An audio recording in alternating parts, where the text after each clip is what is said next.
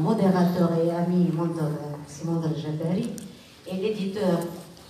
Grâce à lui, nous avons ce livre, Sihaf Boujmi, l'Irlana. La librairie Moïse va assurer la séance signature tout à l'heure. Il n'est pas cher le livre, il est à 16 dinars, c'est tout. Donc profitez, c'est pas cher. Bonne lecture, bonne écoute. Bien sûr, si vous voulez, si intervenir, allez-y.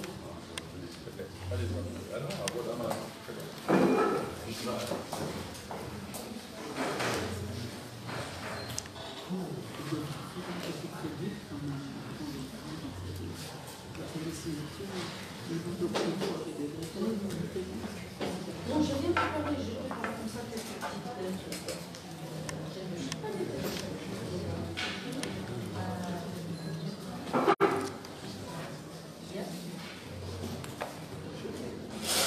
Bonsoir tout le monde.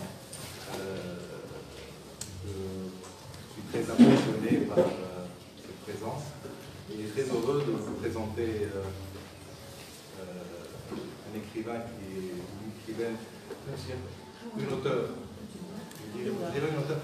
J'arrive pas à me faire au mot écrivain parce que j'entends veine. J'entends veine à la fin et ça me...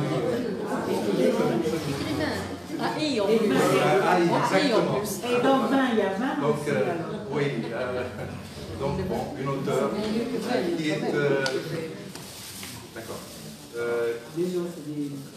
C'est la langue française de l'art. Même avec le féminin, c'est pas comme ça. D'accord. Donc, une auteure qui a une œuvre déjà assez importante, qui s'est inscrite dans la durée, hein, depuis quelques années. Je citerai une chronique d'un décalage, Vie de Miette, dans un texte dans un ouvrage collectif 20 ans plus tard, L'heure du cru, qui a reçu un premier prix spécial du jury du prix commun, Watan, qui a reçu le commun d'or, Les Intranquilles, il y a quelques années, et l'avant-dernier, donc, livre que j'apprécie beaucoup, hein, De face et sans chapeau. Alors nous sommes aujourd'hui, ça me fait le plaisir et l'honneur de me demander pour la deuxième fois de présenter son livre. La première fois, c'était pour Les Intranquilles. Bon, faut croire qu'elle m'en veut pas beaucoup parce qu'elle a récidivé. Et pour la deuxième fois, c'est toujours un peu la même sensation bizarre, hein, dans cet exercice un peu particulier. Disons, qui a un aspect un peu risqué et un peu cocasse aussi. Parce que l'auditoire va subir un parfait inconnu qui a la prétention de présenter la vedette pour laquelle tout le monde fait le déplacement, au risque qu'il se prenne la tête, hein, et qu'il laisse libre cours à son penchant mi-inné, mi-acquis ou bavardage. Bon, ben, oui, mais non, là, ça ne risque pas. Je vais me retenir. Mais exercice particulier parce que, surtout, il s'agit de faire donner envie à lire un livre sans trop en parler, sans trop un peu le spoiler, hein, déflorer. Et surtout, exercice particulier parce que il s'agit de demander à un auteur de revenir sur un texte qui, une fois publié, c'est comme un peu détaché, hein, et vit de sa vie propre. C'est donc lui imposer un retour sur le texte et un retour sur elle-même, qui n'est pas aussi simple qu'on le croit, et qui est en moins à contre-courant par rapport à notre mouvement à nous, de lecteurs, parce que nous découvrons un texte dans sa linéarité. Elle est obligée de revenir un petit peu en arrière, parce que je suppose qu'entre-temps, elle est déjà partie sur d'autres textes. Mais je crois qu'on peut compter sur dans notre cas, avec notre auteur, sur une personne qui est rompue à cet exercice, sur la propre pratique, sur sa réflexion sur sa propre pratique, parce que le texte inaugural de son parcours d'écriture, du moins d'écriture publiée, hein, qui est Le voyageur immobile, est une réflexion. Elle a commencé à écrire en réfléchissant sur sa pratique de médecin. Et je retiens un passage, je ne me résiste pas au plaisir de vous le lire. Si. Ah, tu n'y échapperas pas, hein, on va la totale. Où elle dit, mais l'écriture ouvre à toute une telle phrase. L'écriture sur une pratique s'enrichit aussi d'une dimension de rêverie, pensive et féconde. Et c'est à cette rêverie donc que je voudrais l'inviter et vous inviter, une rêverie, j'espère, féconde, hein, sur cette dernière parution, ce dernier ouvrage, le nouveau roman de Asa Fidel, paru chez Nirvana. Première collaboration, je crois, avec un nouvel éditeur. Alors souvent, un changement d'éditeur, ça correspond, on dit, hein, ça correspond à un mythe comme ça, ça correspond à un nouveau cas, à une nouvelle expérience. Je dois répondre? Oui. Bien. Oui, absolument. Absolument. Sans rentrer dans les raisons de ce changement de cap, mais il est un fait que, quelque part, il y a eu une déviation. Quand une route est barrée, il y a une déviation. Souvent, la déviation devient plus importante que la route barrée. Alors, il est vrai que les familiers de l'univers, des romans de Asa Fidel, ne manqueront pas d'être un peu... il y a un gros mot, de déstabiliser, un petit peu secoué par ce roman, parce que c'est un roman d'abord qui s'engage sur une voie qui mélange décidément réalisme et fantastique ou fantaisie un petit peu, puisque, et ce dès le titre, le roman interroge et décline toutes les formes de frontières. Le rideau, comme frontière entre devant et derrière, accessoire d'un... même ceux qui n'ont pas lu ont déjà dû regarder par exemple la 4e page de couverture qui annonce un petit peu l'intrigue, ou pendant une représentation théâtrale, le rideau refuse obstinément de s'ouvrir. Rideau, c'est la manifestation dans le théâtre d'une frontière magique entre le monde du spectateur et le monde de la représentation, mais c'est un accessoire qui ne vaut que par son mouvement, c'est-à-dire s'il s'ouvre ou s'il se ferme. S'il reste inerte, ça perturbe. Et c'est ce qui arrive justement, parce que dès que le rideau refuse de s'ouvrir, en fait s'ouvre ou se creuse une forme de situation absurde, d'étrange, situation étrange, qui perturbe l'ordonnancement des mondes, l'ordonnancement des choses. Parce que déjà on n'arrive plus à distinguer ceux qui sont devant de ceux qui sont derrière, le rideau. Le régisseur, en parlant des spectateurs qui gardent l'espoir de voir ou d'écouter la pièce, dit ceux qui sont derrière le rideau, enfin ceux qui sont devant, enfin je sais pas. Bon. Quelque part, déjà, la nomenclature des choses est perturbée.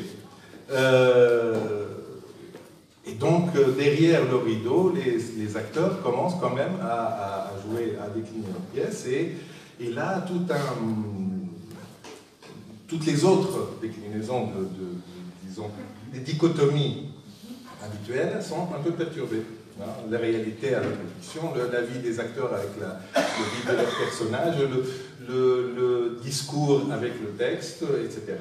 Et donc, dès le départ, si vous voulez, c'est une réflexion, disons, une interrogation sur les limites, sur les frontières, qui va être déclinée pendant tout le roman sur toutes sortes de frontières extérieures comme intérieures, etc. Oui, absolument. Justement, à propos du rideau, bonsoir d'abord, merci vraiment de tout cœur d'être là pour écouter. Je vais faire de mon mieux, je vais m'appliquer pour ne pas vous décevoir. Je voudrais rebondir sur le rideau.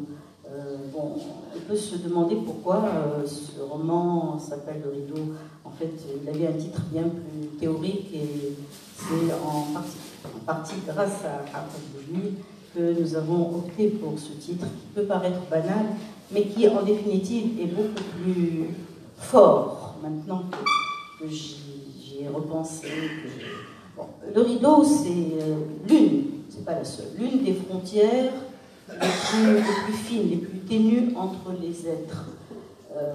C'est la chose la plus classique aussi. Au théâtre, il y a un rideau qui sépare les acteurs qui jouent, donc qui font semblant, et les spectateurs qui sont assis avec leur vie à côté, leur rendez-vous, les choses à faire, etc.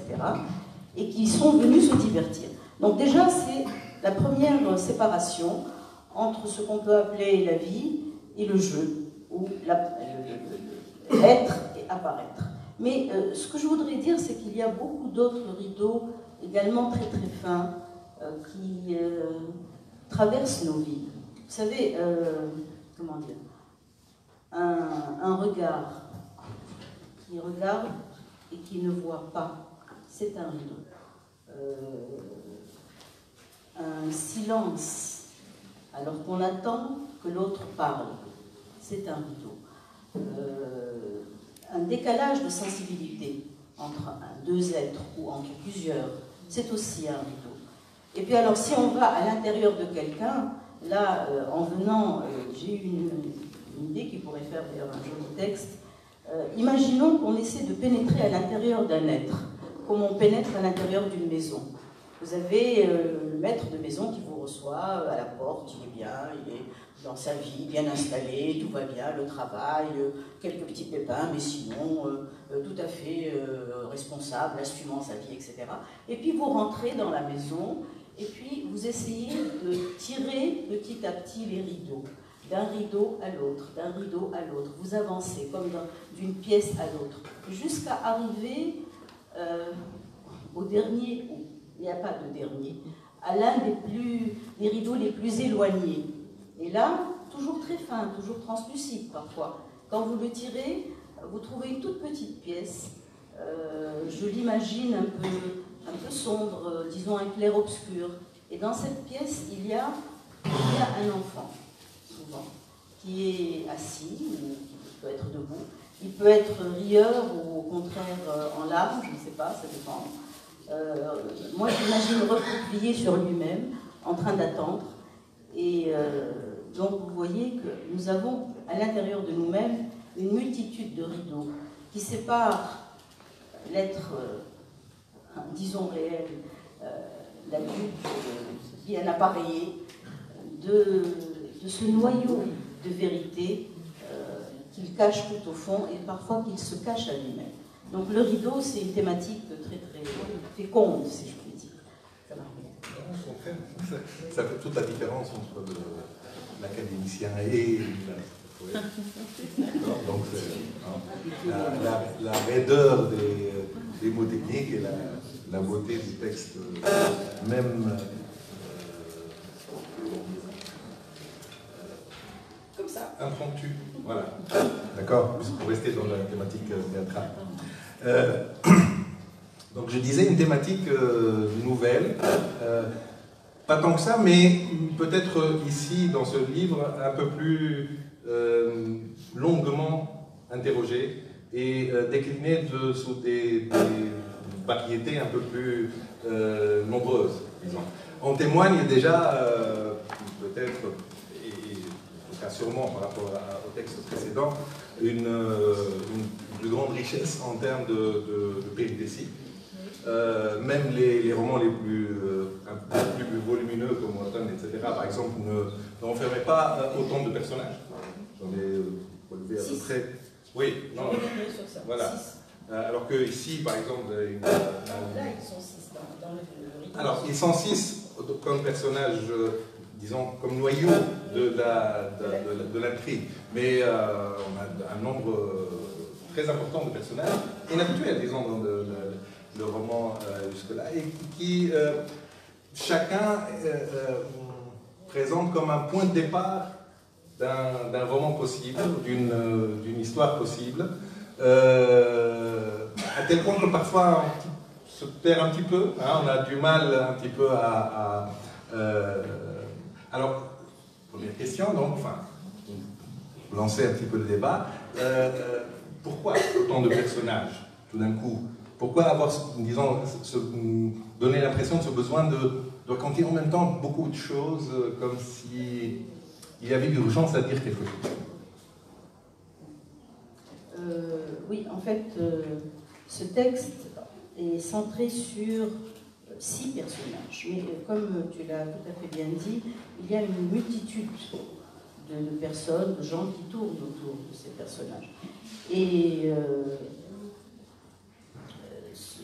c'est après, alors, quand tu disais tout à l'heure que l'auteur ne revient pas sur son livre, au contraire, l'auteur, à mon sens, en tout cas pour ceux qui me concernent très humblement, c'est après l'avoir terminé qu'on lit son livre.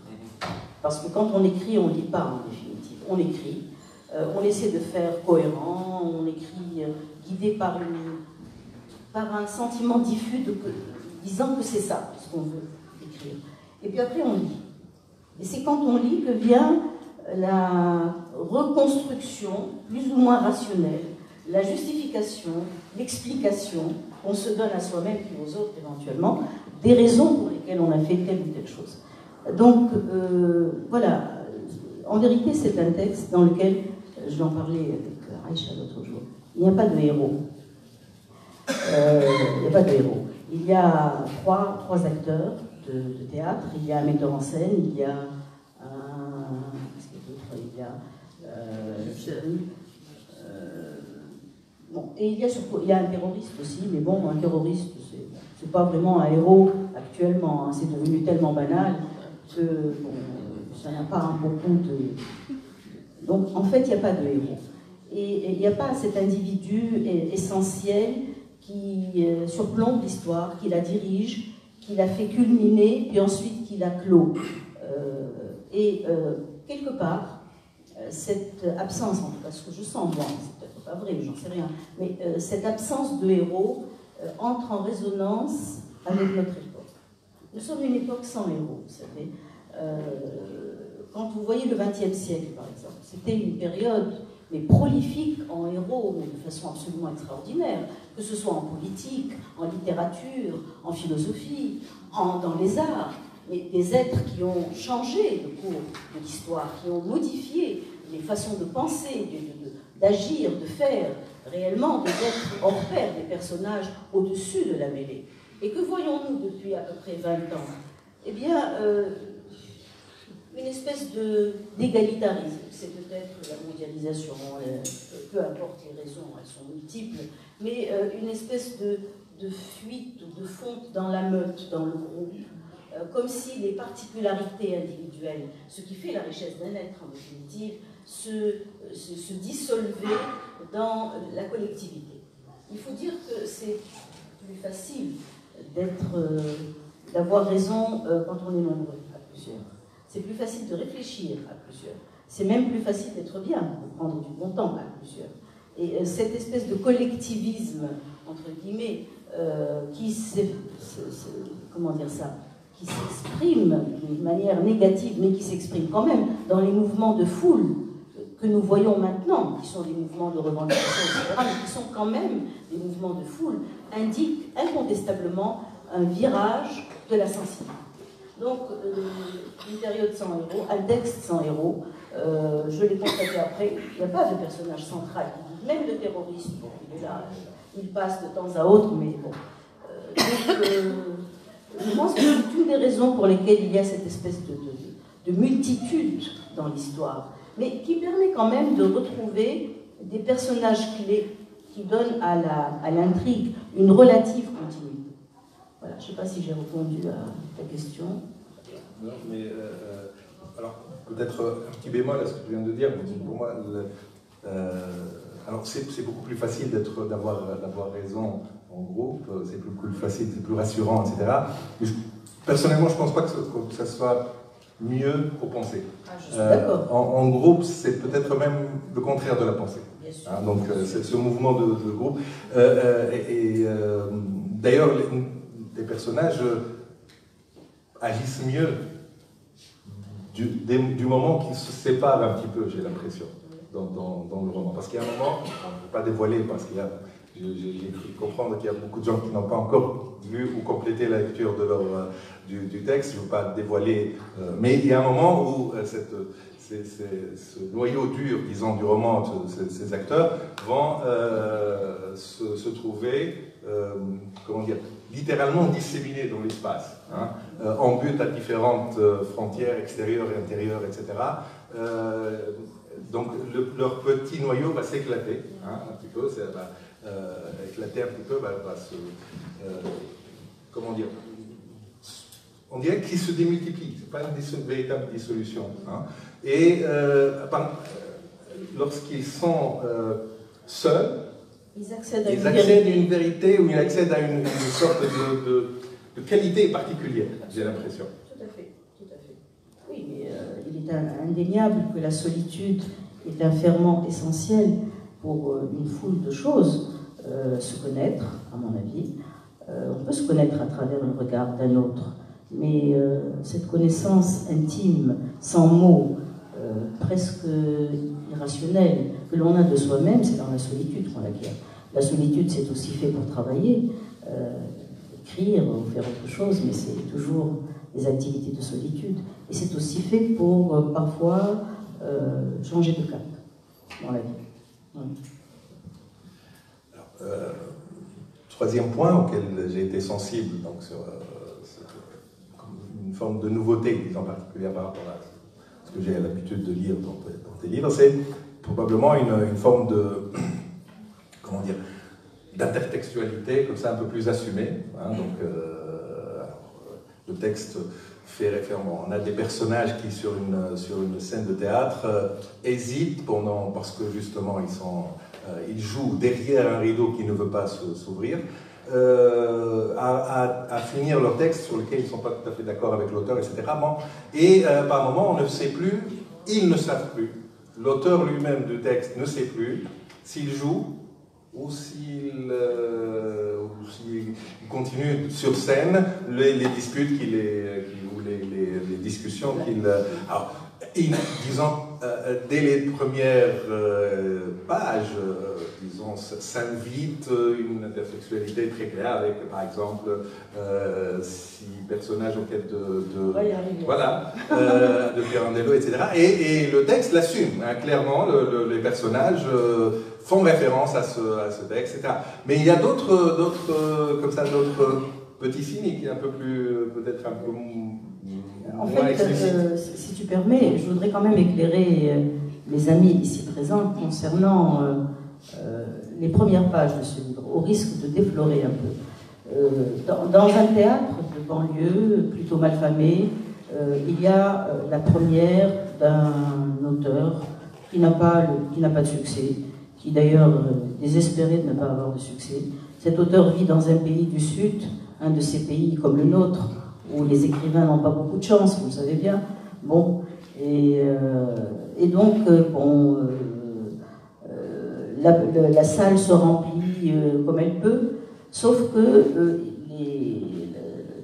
théâtre est sauvé par une association qui a réservé, qui a vendu 80 billets pour ses membres. Et bon, au risque de déflorer l'histoire, il s'avère que ces membres sont aveugles. Donc déjà, nous sommes dans une espèce d'étrangeté initiale. Qu'est-ce qu'ils viennent faire au théâtre? Alors bon, celui qui les amène, leur guide, explique que c'est parce qu'ils veulent absolument, l'association veut qu'ils vivent comme tout le monde, qu'ils fréquentent les lieux publics, qu'ils prennent du plaisir, etc.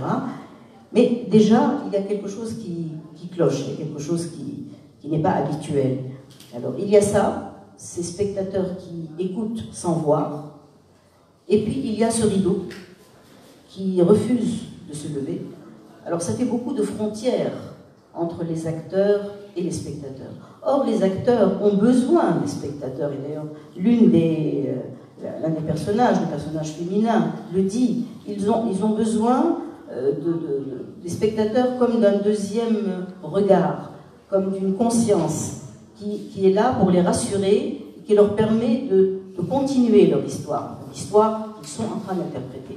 Et tout d'un coup, il n'y a pas de spectateurs. Il n'y a pas de spectateurs parce que le rideau est là, comme une frontière, et parce qu'il y a une seconde frontière, comme je vous l'ai dit, ce regard qui n'est pas là, le regard des spectateurs. Et donc, du coup, les acteurs sont complètement désorientés. Et quelque part, ils vont tout bêtement, on dit en psychiatrie, en psychologie, régresser ou revenir à quelque chose qui n'est pas de l'ordre du construit, de l'adulte, de l'assumé. Revenir à leur vie. Parce que c'est sans doute peut-être là où on est le plus en sécurité, je ne sais pas. Ils disent, le prétexte, c'est que la pièce tout d'un coup leur rappelle leur vie. Bon, c'est un prétexte qui vaut ce qu'il vaut, mais ils se remettent, ils arrêtent la pièce et ils se remettent à raconter leur histoire. Comme il y a des liens entre eux, entre le personnage, l'acteur, l'actrice, le jeune acteur qui monte, etc. Donc il est très facile de passer de la pièce aux liens, aux querelles, aux ressentiments, aux choses non réglées qu'il y a entre eux dans la vie. Et donc déjà, on a une espèce de traversée d'une miroir, de traversée des apparences qui fait qu'on est tantôt dans la vie, tantôt dans ce qui n'est pas la vie, ce qui est de l'ordre du jeu, de l'apparaître, de l'apparence. Et c'est dès le départ, cette ambiguïté est engagée dès le départ. Donc voilà. J'ai un peu défloré l'histoire, mais il y a d'autres quelques premières pages. Juste les quelques premières pages. Voilà. Ouais, c'est pas grave. Ça ne vous enlèvera aucun plaisir de lecture. D'ailleurs, vous continuez sur parce que c'est toujours dans les toutes premières pages. Rue des Merveilles, par exemple, bon, qui va être reprise par la suite, évidemment. Alice au Pays des Merveilles, mais moi j'ai pensé à autre chose. Oui, à la rue des Merveilles, oui. Moi j'ai pensé à autre chose. Ça rappelle furieusement la Cour des Miracles, Hugo, c'est pas. Hein. Et puis ce théâtre qui va se trouver encerclé quelques minutes plus loin, où personne ne voit personne, certains parce que physiquement ils ne peuvent pas voir, d'autres parce qu'ils sont derrière le rideau, etc. C'est aussi une réactualisation d'un vieux mythe, le mythe de la grotte. Oui. Alors, avec surtout un personnage, un des acteurs qui a furieusement besoin d'être sur scène. C'est Caïd, donc qui est une espèce de comment dirais-je, un mutant, littéralement, dans le sens où c'est un être qui ne vit que sur scène, et que, accessoirement ailleurs, en dehors de la scène, accessoirement, il lui arrive de se rendre compte qu'il donc il a un besoin vital du regard des autres, et là, privé de ce regard, il se trouve littéralement confronté à une question vitale. Qu'est-ce que je suis en train de faire là? Et une question qui est subsidiairement posée à l'auteur, que l'auteur lui-même, l'auteur de la pièce, se pose, parce que la réalité va faire irruption sur la scène, curieusement, lorsque le rideau se lève, c'est le moment où la pièce s'arrête. Oui. Donc, vous voyez, le mouvement du rideau est un petit peu à contre-courant. Et la question qui se pose, c'est qu'est-ce qui serait mieux, qu'est-ce qui intéresserait plus les gens, que l'on continue la pièce ou qu'on raconte notre vie. Alors, c'est une question qui est question de vieux de mort pour un écrivain. Parce que si justement, dans un mouvement de foule, rassuré par son nombre, on décrète que non, finalement, ce serait plus intéressant de voir sa vie que de raconter des histoires ou de lire des histoires, etc. Ça doit être particulièrement angoissant pour un écrivain. Imaginons qu'on demande aux amis ici présents qu'ils soient les spectateurs de ce genre de situation rocambolesque qu'est une pièce de théâtre où le rideau refuse de se lever et où les acteurs, en plein milieu de représentation, décident de changer de registre et de parler de leur vie. Bon, évidemment, vous ne connaissez pas les détails ni de la pièce, ni de la vie, mais on pourrait tout à fait vous demander qu'est-ce que vous choisiriez. Écouter la vie des personnages, enfin leur vraie vie, avec le caïd, enfin l'acteur vieillissant, qu'on n'engage plus, qui ne sait pas faire autre chose, qui est désespéré comme bien des gens qui n'ont plus l'activité qui les tenait vivants, qui les retenait vivants. Et finalement, que choisir? Choisir de parler de l'amour achevé, de l'amour mort entre Caïd et le personnage féminin, du jeune acteur qui s'avère être le fils de Caïd, lequel il ne l'a pas reconnu. Tout ça fait déjà à lui seul une autre pièce de théâtre, mais qui est la vraie vie. Donc, vous choisiriez quoi? Le vécu. Le vécu, oui. Ben, c'est ce que les spectateurs ont également choisi. Même sans voir, parce que c'était des aveugles, sans voir la pièce. Comme quoi la vie a parfois un attrait, une espèce d'attractivité, sans doute parce qu'elle est véritable, plus grande que les pièces consacrées. Voilà. C'est-à-dire que, en fait, le jeu qui s'établit, c'est peut-être le jeu entre lecteur et voyeur. Or, c'est curieux que les voyeurs, les premiers voyeurs qui exigeaient que les acteurs continuent à raconter leur vie plutôt que là, soient des aveugles. Bon, on voit, c'est une manière plus, comment dire, plus radicale de voyeurisme. Mais cette réflexion, c'est aussi une réflexion, bon, je parle au médecin, qui engage le pronostic vital de la littérature. C'est-à-dire une littérature qui se demande si elle est au niveau de la vie. Alors, un des personnages sauve la situation en disant, oui, même, on ne peut pas vous raconter notre vie parce qu'on ne l'a pas encore vécue, on est en train de la vivre. Donc, vous serez amené à ne recevoir qu'un inachevé. D'accord, mais l'angoisse doit être particulièrement, disons, lourde à porter lorsqu'on est écrivain soi-même et qu'on ose se confronter à la limite, une autre limite de l'écriture. Mais bien sûr. Et c'est en écrivant qu'on se rend compte à quel point, même quand on a l'impression, d'ailleurs surtout quand on a l'impression que ça sonne bien, c'est là que moi je me méfie beaucoup. Je me dis que là, c'est quelque chose qui ne va pas et qu'il faut que je réécrive. L'écriture est un exercice périlleux dans lequel les mots ne rendent pas toujours la vérité de ce qu'on souhaite dire. Et c'est une lutte perpétuelle pour pouvoir dire avec des mots les plus simples possibles, en général, le fond de son vécu. Parce que ce n'est pas une question de pensée, voilà, comment dire ça, d'étendard à défendre. Non, pas du tout. C'est un vécu qu'on essaie de restituer à travers les mots. Et rien n'est plus difficile que de parvenir à faire en sorte que les mots sonnent juste. Mais bon, on ne va pas trop alambiquer et compliquer les choses. C'est d'abord une histoire, hein, ce roman. Et c'est une histoire où on a des surprises, où on rit aussi, parce que c'est complètement farfelu, où on est parfois un peu triste pour les personnages.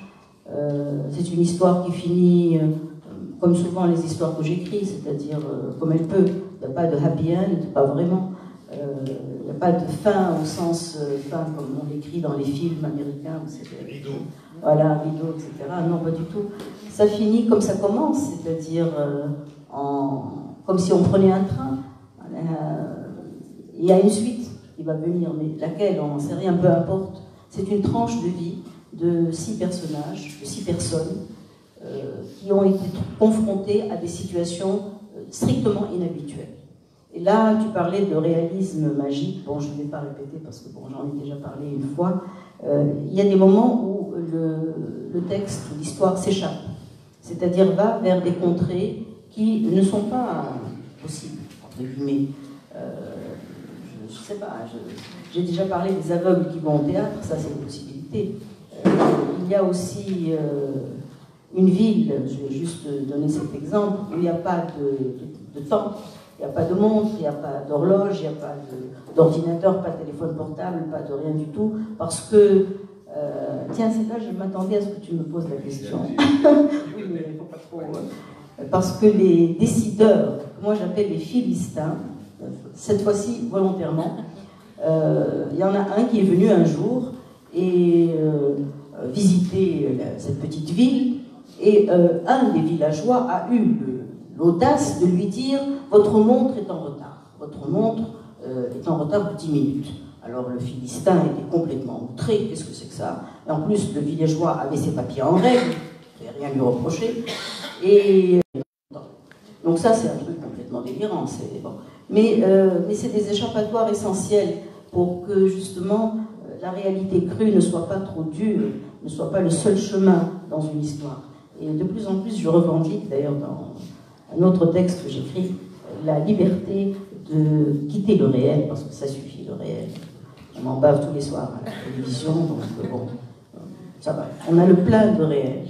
Donc bon, voilà. Alors, et pourquoi les 6 personnages, s'il vous plaît? Ah bon, je vais en parler. Donc tu as un petit peu anticipé sur la question. Donc tu revendiques, j'allais te poser la question, donc cette libération, pas de libération de l'écriture par rapport à disons, un affranchissement par rapport au réel, qui s'accompagne, mais ça c'est peut-être depuis un moment dans ton écriture. Oui, j'ai toujours eu quand même jusque-là une écriture relativement disciplinée, de bon élève. Je parlais de la Tunisie, c'était bien. Mais là, par exemple, quelque chose d'autre se creuse un peu plus. C'est cette propension à ce que j'appellerais, disons, une écriture fragmentaire.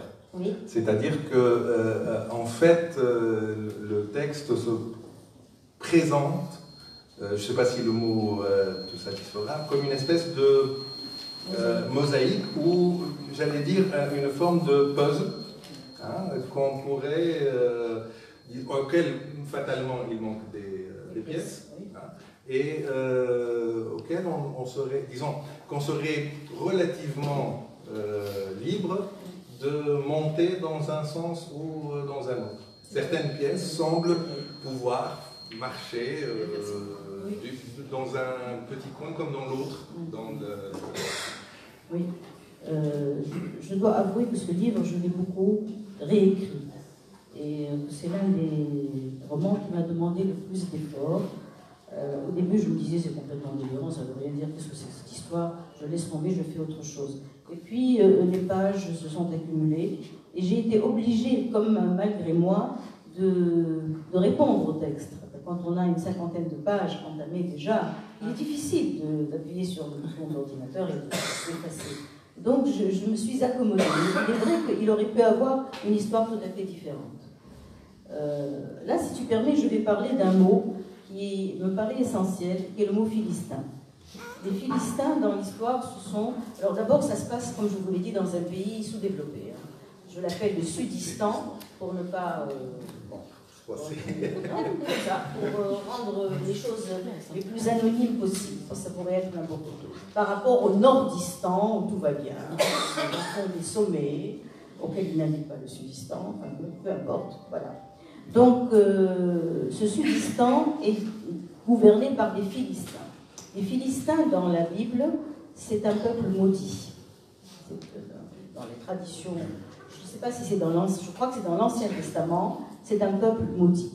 Alors, les Philistins, ce ne sont pas forcément les ministres ni les présidents, ce sont tous ceux qui dirigent les êtres, qui leur impriment des modes de pensée, qui leur donnent des ordres, qui les asservissent en quelque sorte. Et Dieu sait si nos pays du Sudistan regorgent en Philistins de tout ordre, n'est-ce pas?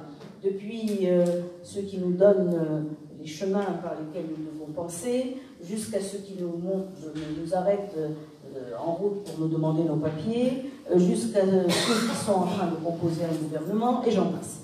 Donc il n'y a pas que les politiques. En définitive, ceux qui pèsent sur les vies ne sont pas que les politiques. La décision, le pouvoir est désormais distribué entre une multitude de personnages. Et un philosophe que j'aime beaucoup, qui s'appelle Michel Foucault, qui disait que nous sommes déjà arrivés à une société de contrôle.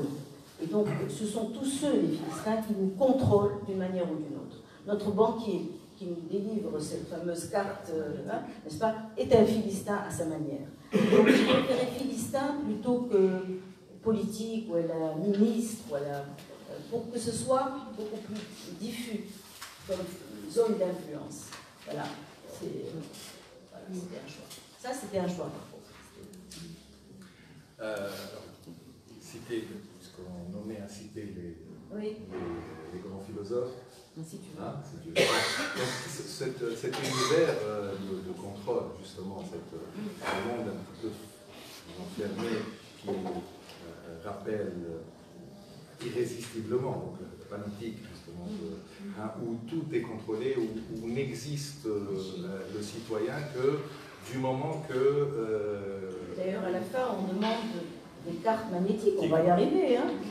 Pour passer une frontière, il faut une carte magnétique dans laquelle figurent toutes les coordonnées de la personne, je ne sais pas, le groupe sanguin s'il y est ou non, mais en tout cas, tout le dossier médical, une carte magnétique. Donc, reste donc la création littéraire comme seul garant d'un apport d'étrangeté.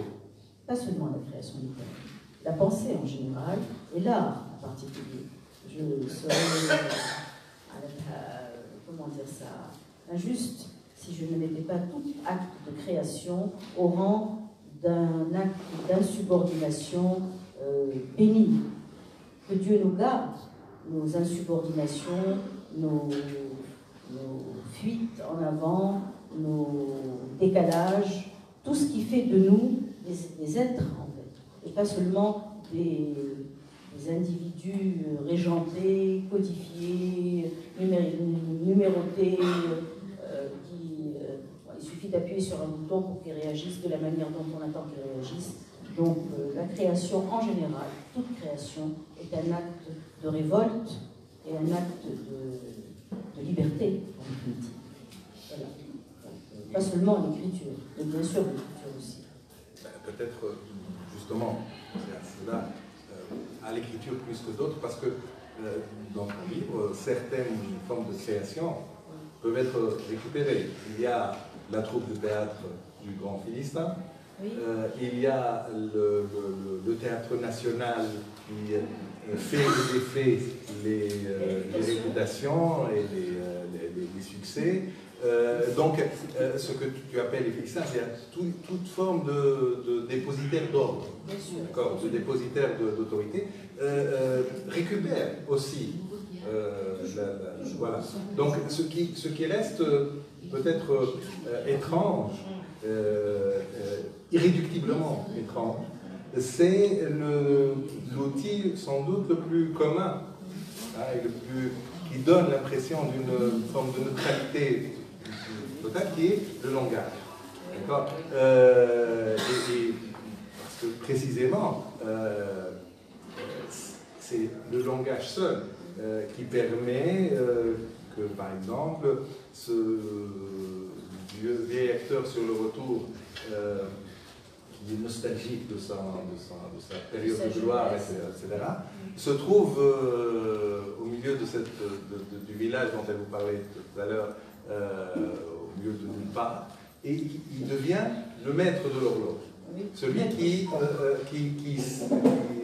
sonne la cloche des heures, à tel point qu'il intègre à un moment le rythme, et qu'il n'a même pratiquement plus besoin de vérifier l'heure qu'il est sur son... C'est une victoire, parce que lui qui avait tellement peur de voir le temps passer, de voir sa gloire se ternir, de voir les années avancer, tout d'un coup, c'est lui qui prend le temps et qui en fait quelque chose. Et c'est bon, c'est intéressant comme démarche. Alors, peut-être que je pourrais répondre à la question 6 personnages, parce que c'est une chose qui m'est chère. En fait, j'ai découvert après, je vous assure, que les personnages essentiels de cette histoire étaient 6. Et en écrivant l'histoire, il s'est avéré que quelque chose s'est imposé à moi. En l'occurrence, à un moment donné, les acteurs sont tenus d'interpréter une pièce de théâtre qui s'appelle 6 personnages en quête d'auteur, qui est une pièce de Luigi Pirandello et qui est tout à fait simple. L'histoire est très simple. Vous avez une scène où un metteur en scène fait répéter 6 comédiens et à un moment, il y a 6 personnes qui rentrent, qui font irruption dans la salle et qui demandent au metteur en scène de leur trouver un auteur pour écrire leur histoire. Et dans le livre, dans le rideau, il y a le personnage féminin qui s'appelle Luana, qui dit « En vérité, nous sommes tous des personnages en quête d'auteur ». Et je crois que même ici, ce soir, quelque part, nous sommes aussi tous des personnages en quête d'auteur. Quand je dis auteur, ce n'est pas forcément une divinité ou un être essentiel, ça peut, bien évidemment, mais c'est aussi et surtout un endroit, une activité, des habitudes, une manière de réagir, une foule de rites, de rituels, qui sont là comme une colonne vertébrale qui nous aide à vivre, qui structure notre vie. Et donc, réellement, nous sommes tous des personnages en quête d'auteur. Et il vous est certainement arrivé à tous, face à un tableau, face à une image, en entendant un refrain, une mélodie, ou en voyant une expression, quelques mots ajustés, d'avoir une impression de familiarité, comme si c'était à vous, comme si ça vous appartenait. Et pour ce qui me concerne, là c'est une confidence, cette expression, 6 personnages en quête d'auteur, m'a toujours paru étrangement familière, comme si elle était à moi. D'ailleurs, je regrette de ne pas l'avoir écrite, mais bon, ça c'est autre chose. Mais le fait est que il y a comme ça des résonances entre les êtres et les choses qui font que on se reconnaît à travers une expression, à travers une image, à travers... on se reconnaît. C'est à nous, c'est quelque part à nous. Voilà pourquoi ils sont... Alors au départ, il n'y avait aucune préméditation. C'est après, quand l'histoire est terminée, que j'ai compté le nombre de personnages et que je me suis rendu compte qu'ils étaient 6. Donc bon, ils sont 6, voilà. En quête d'auteur. Tu rejoins à ce moment-là, puisqu'on est dans la citation des grands philosophes, Gilles Deleuze qui disait que la marque peut-être de l'écrivain intéressant, c'est de faire exister et non pas de juger. Donc tu fais exister 6 personnages avant même de savoir ou de te rendre compte qu'ils sont 6. Alors, ce besoin d'auteur, c'est aussi le besoin de quelqu'un qui est capable de mettre des mots sur les choses. Et peut-être de mettre des mots qui seraient pas ceux de la tribu, disait Madame Maloney. Et ça, c'est un sujet dont on a parlé plusieurs fois. J'ai toujours le regret de voir sous ta plume une langue souvent très sage. Y compris dans les livres qui parlaient de folie. Hein, donc, Chronique d'un décalage, par exemple, présentant un personnage en décalage avec son propre équilibre psychique, racontant l'histoire d'une femme complètement dérangée, etc. Et le langage restait curieusement très civilisé, très sage. Je te promets une écriture sauvage, complètement débridée, mais à toi d'assumer. Voilà. Hein. Bon, je ne sais pas si monsieur l'éditeur sera d'accord. Ben, il y a eu des changements dans le texte. Je sais, absolument. Tu as raison. Le texte est un peu plus poli. Oui. Bon, tu marques la couche. Moi, j'ai une petite question. Oui. Moi qui vous connais en tant qu'observatrice de la scène politique, chroniqueuse, analyste politique.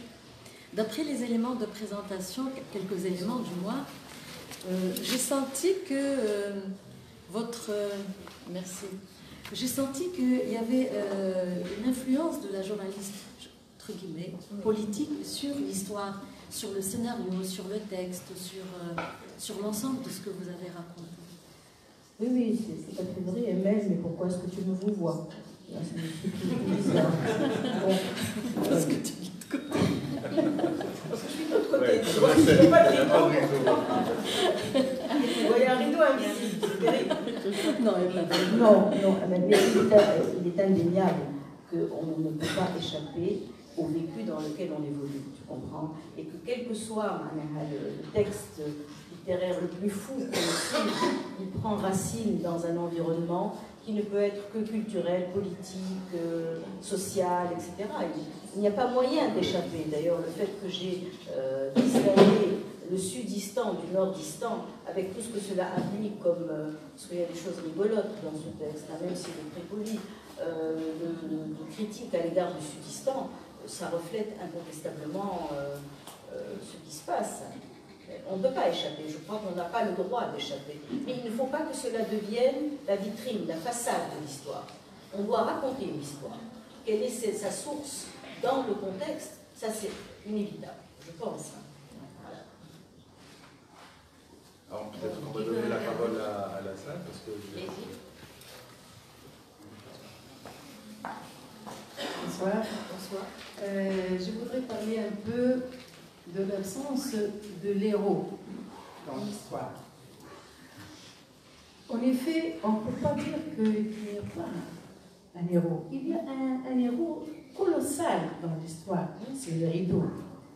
C'est le rideau, c'est le rideau qui a guidé, c'est le rideau qui a décidé, c'est le rideau qui a tracé l'histoire en empêchant les spectateurs, en se tenant colossalement entre les spectateurs et les acteurs. Je voudrais poser une question. Juste un mot, merci pour le filon, je vais l'utiliser pour une éventuelle prochaine présentation. C'est bien. Alors, ce que je voudrais dire, est-ce que vous aviez eu en tête cette symbolisation qu'il y aura un jour quelque chose, je ne dis pas quelqu'un, quelque chose qui peut être un leader naturel, qui pourra se dresser pour nous et dire ça suffit, plus de théâtre, revenez à votre réalité, vivez votre vécu et traitez vos problèmes de tous les jours. Un leader, c'est un mot dont je me méfie, qui me fait peur, maintenant, surtout maintenant. Bon, qui dit revenez à votre vie, c'est la fin du texte, et c'est celle à laquelle j'adhère le moins en vérité, dans laquelle le metteur en scène de cette troupe de comédiens leur dit on va laisser de côté messieurs Shakespeare et Pirandello et on va mettre nos vies sur scène. Bon, c'est une chute qui très honnêtement, que j'aurais aimé réécrire. Mais bon, le fait est qu'elle est écrite. Maintenant, un leader qui dit arrêtez le théâtre, il y aura toujours du théâtre. Il y a du théâtre à l'intérieur de chacun de nous. Non. Vu la période par laquelle passe, c'est-à-dire la vie, ou vu la période, c'est-à-dire, si je peux dire, ces acteurs malsains qui décident de notre avenir, qui décident de plusieurs choses. On pourrait peut-être, je ne sais pas, c'est une vision, c'est personnel. Il y aura peut-être quelque chose qui va se dresser et dire les héros, les acteurs, on a besoin de vivre notre réalité. Ah bah, allons-y. On a besoin de descendons demain sur l'avenue politique, acceptons. Mais bon, je ne vous garantis rien, hein, franchement.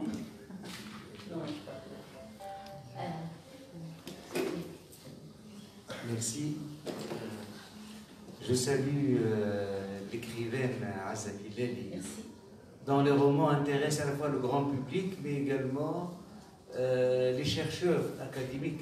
Personnellement, j'ai eu l'occasion d'encadrer 2 mémoires de master sur 2 de vos romans, à savoir Chronique d'un décalage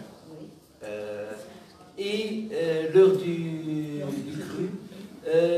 L'intérêt, c'était justement le clivage dans les discours, c'est-à-dire un problème de la richesse de l'énonciation, la polyphonie, le jeu de discours entre les différents personnages, qui est beaucoup plus clair dans Chronique d'un décalage, où la femme se soustrait dans le monologue pour ne pas affronter la réalité minable de son mari. Et bon, j'ai pas lu le rideau. Malheureusement, j'aurais aimé que l'assistance lise avant de venir. C'est beaucoup plus intéressant, sinon on est réduit à formuler des hypothèses. Je pense que c'est toujours la même structure dialogique, c'est-à-dire il y a à la fois la réalité qui verse dans le jeu et le jeu qui devient tragiquement une sorte de réalité. Je m'interroge sur la structure de rideau, la métaphore du rideau, sachant que Milan Kundera a écrit un essai sur le roman moderne qui s'appelle Le Rideau. Oh là là, oui. c'est notre ça. C'est ce qu'on appelle un plagiat. On est mal parti là. Hein. Et pour...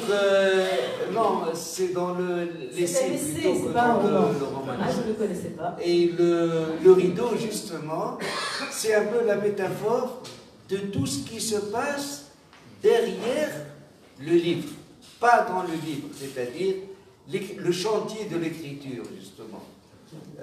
Est-ce que vous aussi, vous ne faites pas dans ce roman une sorte de mise en scène de l'écriture, c'est-à-dire que vous écrivez, mais en même temps, vous vous montrez en train d'écrire, c'est-à-dire montrer l'effort de... C'est vrai. C'est juste une hypothèse, parce que moi, je n'ai pas encore lu le roman. Juste une question. Là, il me montrait en train d'écrire. Quand j'écris, je réfléchis pas. Enfin, je réfléchis pas, non. Je ne me vois pas, je ne me dédouble pas. J'écris. Après, je relis, je trouve que c'est pas bien, je réécris. Mais honnêtement, je n'ai jamais pensé que je me mettais en scène en train d'écrire. Là, je mets en scène des acteurs de théâtre. Mais non, réellement, l'écriture, heureusement d'ailleurs, c'est l'un des moments, l'une des phases, des périodes de ma vie où je ne me pose pas de questions sur qu'est-ce que je suis en train de faire, est-ce que c'est pour de vrai ou est-ce que je suis en train de jouer la comédie. Donc, laissez-moi cette frange, sans interrogation. Est-ce qu'il n'y a jamais le personnage de l'écrivain dans vos romans? Il y a toujours le personnage de l'écrivain. Si, si. Dans L'heure du cru, il y a le personnage de l'écrivain. Dans Chronique d'un décalage. Donc oui, c'est vrai, je m'arrange pour avoir un personnage qui est le plus proche possible de moi, quelque part. C'est sûr, ça je le reconnais. De toute façon, je crois que dans le livre, il y a plusieurs consciences qui écrivent. Oui. Il n'y a pas l'auteur seulement qui écrit, mais il y a plusieurs consciences. Et là, je peux vous répondre que peut-être oui. Mais je sais pas. Honnêtement, je ne peux pas répondre. Mais là, il y a l'auteur de théâtre, par exemple. Mais c'est pas ça que... Le plus pathétique. J'ai l'impression d'avoir saisi l'autre bout de votre question. C'est-à-dire que moi, j'ai trouvé qu'il y avait tellement de changements de situation, de costumes, qu'on était dans le côté, justement, c'est l'inventivité de pourquoi celui-là se réchauffe et il est barbu. C'est-à-dire qu'il y a des mystifications parce qu'ils doivent changer constamment de rôle. Oui. Et donc ça m'a paru le fait que ce monde est un théâtre, c'est-à-dire c'est-à-dire qu'ils n'ont pas de consistance parce qu'ils pourraient être tout le temps autres ou ici. Bien sûr. Et voilà, c'était ce qui est assez fort, c'est que il y en a une seule qui a l'air de tenir, c'est la femme. D'après moi, mais je dois dire que je viens de le commencer. Terminez-le avant de... Oui, allez-y. Vous avez parlé tout à l'heure docteur Azafilel, puisque vous êtes aussi médecin, de l'incapacité des mots à exprimer finalement les sentiments les plus profonds. Et là, de l'incapacité des mots. Oui. Oui. C'est-à-dire que les mots ne correspondent pas toujours à vos sentiments les plus intimes. Et ça, c'est ce que Beckett finalement a dit. Oui. Vous êtes tout à fait dans la lignée de Beckett, puisque vous avez parlé tout à l'heure de la postmodernité, ou l'anti-héroïsme finalement. Et puis c'est Wittgenstein finalement, vous connaissez sûrement, dans le Tractatus, qui a parlé justement, les auteurs omniscients, enfin surtout le narrateur omniscient, ça supposait quoi? Que le langage correspondait tout à fait à ce que l'auteur lui-même ressentait. Hein. Et ça, c'est la failure of language, il l'appelle Wittgenstein. Moi, je suis un artiste. Et vous êtes très forte parce que on retrouve toujours, donc vous êtes toujours la même personne. Vous essayez toujours finalement de rendre compte. Parce que ce qui se passe aujourd'hui, c'est le plagiat même dans les romans et les poèmes. Je suis d'accord avec vous pour cette espèce d'incapacité foncière, essentielle, à se faire en sorte dans un roman, à ce que les mots soient vraiment exactement ce que nous voulions. Il y a toujours une approximation à dire. C'est peut-être la raison pour laquelle j'écris des articles, ça me remonte le moral. Quand j'écris un article, c'est facile, ça vient, bon, je ne vais pas me poser trop de questions sur les mots. Mais quand j'écris un roman, chaque mot dont je me pèse, chaque mot m'interpelle. Parfois une virgule, c'est terrible. C'est absolument pas un jeu, pas J-E-U. C'est du travail fastidieux, lourd, ingrat. On se demande si c'est vraiment alors devrait être mis avant ou après. C'est une quête perpétuelle de la justesse du mot pour essayer d'être juste avec soi-même. C'est en définitive, c'est ça. Moi, ce que je cherche, c'est la justesse à l'égard de soi. Et c'est ce que Flaubert, finalement, a toujours été un même si Flaubert appartient à notre siècle. Mais c'était toujours très souvent. Quand on aime écrire, voilà. C'est pour ça que je disais, c'est tout à fait authentique. Et merci pour ce que vous faites. Merci infiniment. Je pense que là, on a fait le plein. Alors, oui, bonsoir. Alors, donc, moi, je suis présente ici en ma qualité de doctorante. Je suis très honorée aussi de vous retrouver, puisque j'ai essayé de suivre à chaque fois que vous avez une présentation. Merci. Moi, je travaille particulièrement sur Wotton et les Intranquilles, dans une approche comparée avec Marie Ndiaye. Et je travaille essentiellement sur la poétique du désancrage, désancrage. Donc, voilà. Et justement, ce qui m'a interpellée, parce que jusque-là, dans Intranquille, les Intranquilles et Wotton, c'était plutôt, on va dire, une autre esthétique scripturaire. Et là, je découvre, malheureusement, je n'ai pas eu l'occasion de lire le rideau. Et sauf que là, vous avez déjà annoncé que, vous l'aviez mentionné, tout à l'heure, en changeant, vous avez dit, j'ai changé de cap. Et là, on sent déjà justement ce revirement. Parce que jusque-là, ça a été vraiment du réalisme, on va dire, et que là, on retrouve l'inquiétante étrangeté, pour reprendre l'expression justement de Freud. Et est-ce que c'est intentionnel justement de votre part d'avoir changé? Est-ce que jusque-là, tout à l'heure, vous avez dit que vous avez parlé de la Tunisie? Oui. Est-ce que c'était pour parler on va dire, d'une certaine tunisianité?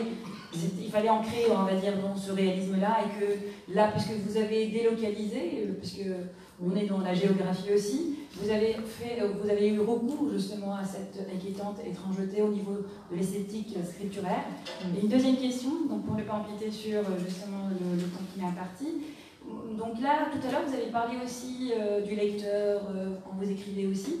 Moi, je me demandais quelle place accorderiez-vous quand vous écrivez à la dimension thérapeutique, justement, donc, parce qu'aujourd'hui on parle de bibliothérapie. Et quelle serait la place que vous accorderiez, donc, en tant qu'écrivaine? Je suis désolée parce que moi j'utilise beaucoup écrivaine, à la réception justement donc, de la part du lecteur. Je commence par la deuxième. Très honnêtement, je ne me préoccupe pas beaucoup de la dimension thérapeutique. Je n'ai pas de prétention ni à adhérer, j'essaie de guérir sur le plan gastroentérologique, ça me suffit. Pour le reste, j'écris. Bon, pourquoi j'écris, ce serait très compliqué, mais j'écris d'abord parce que c'est une façon de vivre pour moi.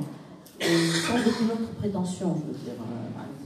vis-à-vis du lecteur. Après, une fois que le livre est achevé, c'est là que je me remets à le lire, à le relire, etc., en pensant à ceux qui vont le lire. Mais au moment où j'écris, je ne pense pas du tout à cela.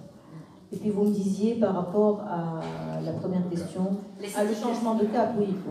Je pense qu'il est intentionnel parce que je souhaitais réellement libérer encore plus l'écriture.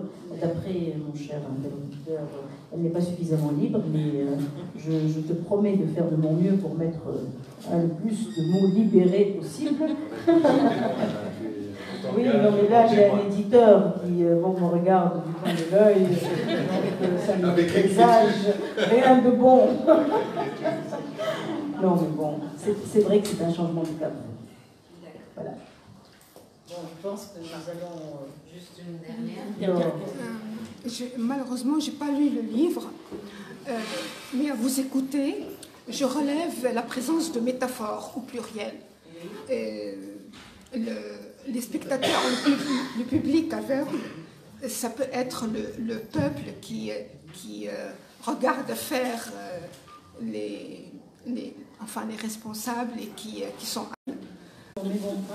Non, mais chacun de nous est appelé à trouver donc en soi son propre auteur, et c'est-à-dire être le maître de sa vie, et en quelque sorte... En fait, les métaphores sont venues après. Moi, j'ai voulu tout simplement raconter l'histoire, me faire plaisir, et essayer un peu de gambader dans le fantastique. Et puis voilà, c'est tout. Oui, mais évidemment, il nous appartient de faire des lectures. Se sont imposées en seconde lecture, mais pas pendant l'écriture. Bon, je crois que là, Marianne le met très brièvement parce que je ne veux pas ennuyer les... Simplement, si vous pouviez nous dire ce passage. Oh là là. Est-ce que tout le monde est d'accord pour que je lise? Ou alors, si vous ne voulez pas, il n'y a pas de souci. Hein. Juste un paragraphe. Juste un paragraphe. Le crépuscule, peut-être. Non, je vais vous dire quelque chose d'assez drôle quand même. Donc, Caïd, l'acteur qui a dépassé les 50 ans, que personne n'engage, etc., quitte précipitamment le Théâtre National parce qu'il a commis une bourde. Il a fait interpréter le rôle d'Ophélie, vous savez, Ophélie, Hamlet, par une femme enceinte. Et en cours de représentation, il y a la robe qui tombe, révélant la chose. Et bon, Hamlet, Ophélie enceinte, ça fait beaucoup pour le Philistin.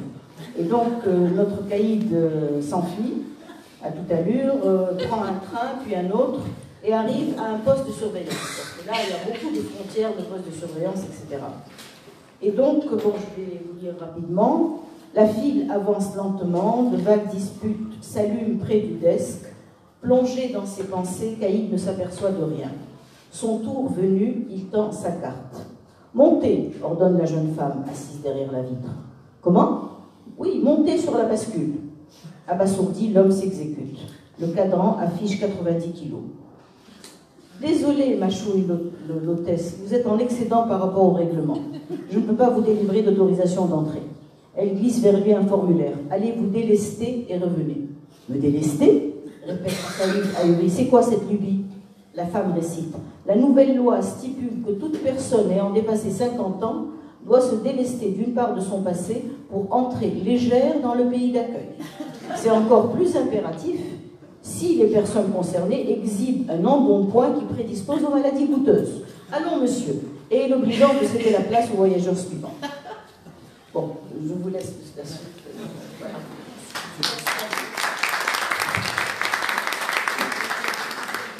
Merci pour votre patience et pour votre gentillesse. Si vous voulez passer à la séance signature.